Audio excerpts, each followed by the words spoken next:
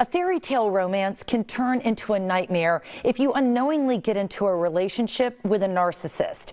Joining us today is author Janine Hernandez with her personal story and her mission to help others. Welcome to Bloom, Janine. Hi, thank you so much for having me. I truly appreciate it. Well, I'm looking forward to talking to you. So what was your inspiration for writing your book, The Light in Times of Darkness? Well, I suffered narcissistic abuse, and there was just something intuitively in me that told me I needed to write this book. There was so many people that were also suffering in silence, so I put my feelings to the side and I wrote the book in 2.5 weeks and just shared my experience. Good for you. So what are some of the signs that people should be looking for that are a red flag that they might be in a narcissistic abusive relationship? I think one of the biggest tell signs is when someone tries to diminish your reality and say that what you're experiencing is not true, and that's considered gaslighting. So if they say you're too sensitive or that didn't happen, that's a red flag. Also, someone that just lacks empathy and doesn't have feelings towards you feeling, sad or hurt, that's also a red flag of a narcissist. So can you share a little bit about your own personal story that you shared in the book?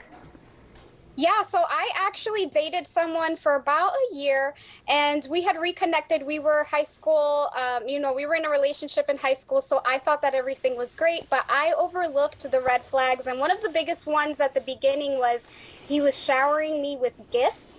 And it was a lot of hot and cold, just a lot of up and down, a lot of verbal abuse. And it was not a good experience for me. A lot of depression.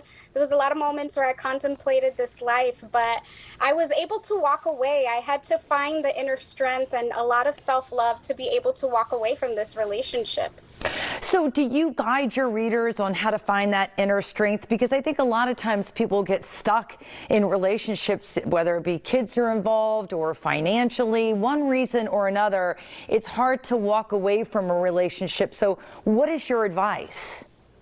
So they say that it takes 6 to 7 times before a person can actually fully walk away.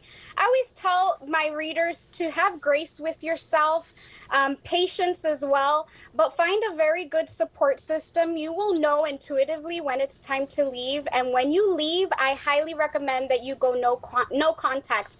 And what that means is that you literally release all contact with this person. If you have to block them, remove them from your life, but you have to start going through that healing journey. And I do walk people through that healing journey and what that looks like. I'm now 9 months no contact with my narcissistic abuser, and it has been an ugly journey, but it's so beautiful at the end. That's really comforting to hear. Now, I have to ask Janine, did this start like right off the bat, or did he slowly start to unveil these narcissistic traits? It started right off the bat, but you are so gaslit into believing them that you kind of are numb and you overlook a lot of these red flags. I had a moment after the breakup where I looked back at my journal, and my journal, I documented everything, the whole relationship. The first time he ever verbally abused me was 2 weeks in, and I overlooked it.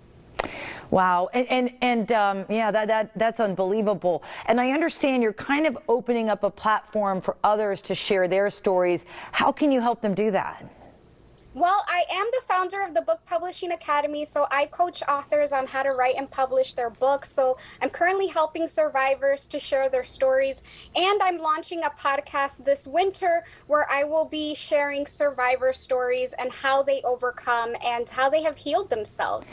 And I would imagine it's important for people to come together and share their stories, because that's the same place they're going to find support from others who have walked a similar journey. Mm-hmm.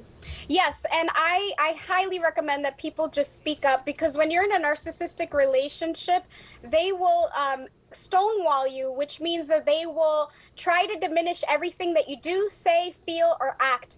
And it's so important that you speak up and you share your truth, whether it be verbally or written. But you want to share your truth. You don't want to put all that inside, because it ends up hurting you at the end. All right, Janine, thank you so much for joining us on Bloom. This has been so interesting. Thank you so much for having me. I truly appreciate you. And for more information, you can visit JanineHernandez.com and follow her Instagram at JanineHernandez_.